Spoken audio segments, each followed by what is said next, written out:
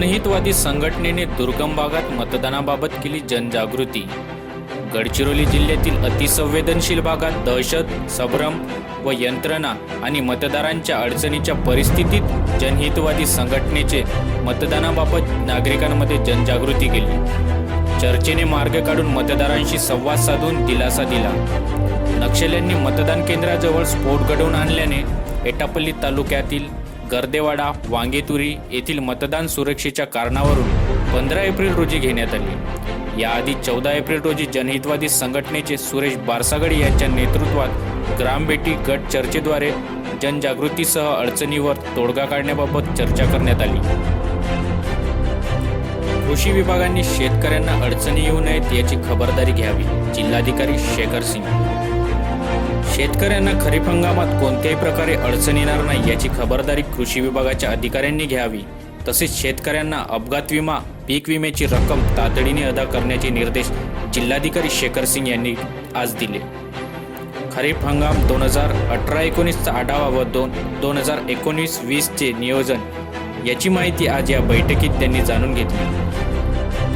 या बैठकीत जिल्हा परिषदेचे मुख्य कार्यकारी अधिकारी डॉक्टर विजय राठोड, प्रकल्प संचालक प्रकाश पवार, अधीक्षक जिल्हा कृषी अधिकारी अनंत पोटे, उपविभागीय कृषी अधिकारी प्रीती हिरडकर, उपसंचालक धनश्री जाधव, तालुका कृषी अधिकारी चंद्रकांत ठाकरे, लीड बँकेचे व्यवस्थापक भोसले हे प्रामुख्याने उपस्थित होते। गडचिरोली येथील जिल्हा महिला व बाल रुग्णालयात पिण्याच्या पाण्याचा तुटवडा। गडचिरोली येथील इंदिरा गांधी चौकात असलेल्या महिला व बाल रुग्णालयात मागील 4 ते 5 दिवसापासून पिण्याच्या पाण्याचा तुटवडा जाणवत असून भरती असलेल्या रुग्ण तसेच रुग्णांच्या नातेवाईकांना प्रचंड त्रास सहन करावा लागत आहे। पिण्याच्या पाण्यासाठी रुग्णालयाजवळील हॉटेल आणि चाय टपरीचा आधार घ्यावा लागत असल्याचे रुग्णांच्या नातेवाईकांनी सांगितले। जिल्ह्यातील महिला व बालकांच्या आरोग्याच्या दृष्टीने गडचिरोली येथे महिला व बाल रुग्णालयाची निर्मिती करण्यात आली। या ठिकाणी जिल्ह्यातीलच नव्हे तर जिल्ह्याबाहेरील गरोदर माता, बालके दाखल होतात। मात्र रुग्णालयात अनेक सोयी सुविधांचा अभाव असल्याची ओरड नेहमीच होत आहे। आता 4 ते 5 दिवसापासून पाण्याचा तुटवडा जाणवत असल्यामुळे रुग्णांच्या नातेवाईकांना त्रास सहन करावा लागत आहे। आदिवासी वसतिगृहातील विद्यार्थिनींवर अत्याचार करणाऱ्याला फाशीची शिक्षा द्या, राजू झोडे।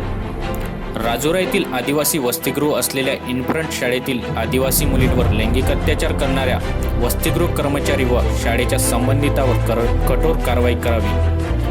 5 वर्षापासून आदिवासी समाजावर अन्याय अत्याचारामध्ये वाढ झाले म्हणून चंद्रपूर जिल्ह्याचे पालकमंत्र्यांनी नैतिकतेच्या आधारावर राजीनामा द्यावा व संबंधित दोषीला फाशीची शिक्षा देण्यात यावी, अन्यथा आंदोलन तीव्र करण्यात येईल असा इशारा BRSPचे विदर्भ प्रदेश महासचिव राजू झोडे यांनी केले। विद्युत शॉक लागून 3 वर्षीय बालकाचा मृत्यू। भालेवाडी येथील घटना। मारेगाव तालुक्यातील भालेवाडी येथील 3 वर्षीय बालकाचा विद्युत शॉक लागून मृत्यू झाल्याची घटना आज 18 एप्रिल रोजी सकाळी 8 वाजताच्या सुमारास घडली। ओम सुनील गदाई असे मृतक बालकाचे नाव आहे। विजेचा धक्का लागल्याने बालक बेशुद्ध पडला। त्याला मारेगाव ग्रामीण रुग्णालयात दाखल करण्यात आले होते। वैद्यकीय अधिकाऱ्यांनी बालकाची तपासणी केली असता बालकास मृत घोषित केले। बालकाच्या मृत्यूमुळे भालेवाडी येथे शोकांकडा पसरली आहे।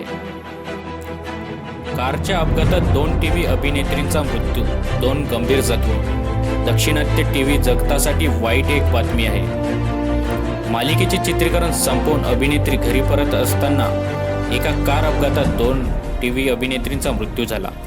अपघातात मृत पावलेल्या अभिनेत्रीचे नाव अनुष्का रेड्डी आणि भार्गवी आहे। दोघी हैदराबादमध्ये चित्रीकरण संपवून घरी परतत होत्या। काल सकाळच्या सुमारास विकाराबाद येथे ही घटना घडली। अचानक गाडीच्या समोर ट्रक आल्याने हा अपघात झाल्याचे म्हटले जात आहे। समोरून येणाऱ्या ट्रकपासून स्वतःला बचावण्यासाठी अभिनेत्रीने आपली गाडी बाजूला नेण्याचा प्रयत्न केला, पण गाडीवरचे नियंत्रण सुटल्याने गाडी झाडाला जाऊन आदळली। या अपघातात 2 अभिनेत्रींचा जागीच मृत्यू झाला तर त्यांच्यासोबत असलेल्या आणखी 2 अभिनेत्री गंभीर जखमी आहेत। छत्तीसगडमध्ये सुरक्षा दल आणि नक्षल्यांमध्ये चकमक, 2 नक्षल्यांचा खात्मा। छत्तीसगडमधील धनिकरका येथे सुरक्षा दल आणि नक्षलवाद्यांमध्ये गुरुवारी आज 18 एप्रिलला चकमक झाली आहे। या चकमकीत 2 नक्षलवाद्यांचा खात्मा करण्यास सुरक्षा दलाला यश आले आहे. जवानांनी नक्षलवाद्यांकडील शस्त्रसाठा जप्त केला आहे. छत्तीसगडच्या कुआकोंडा पोलीस ठाण्याअंतर्गत येणाऱ्या धनिकरका वन क्षेत्रात आज ही चकमक झाली. यामध्ये 2 नक्षलवाद्यांचा खात्मा करण्यात आला आहे, तर चकमकीदरम्यान एक नक्षलवादी गंभीर जखमी झाला आहे. सकाळी सुरक्षा दलाकडून सर्च ऑपरेशन सुरू असताना काही नक्षलवादी पोलिसांच्या दिशेने गोळीबार सुरू केला. त्याला प्रत्युत्तर म्हणून या पोलिसांनी गोळीबार केला. चकमकीदरम्यान 2 नक्षल्यांचा खात्मा करण्यात पोलिसांना यश आले असून त्यामध्ये नक्षलवाद्यांचा कमांडर वर्गीसचा समावेश आहे. वर्गीसवर 5 लाखाचे बक्षीस होते.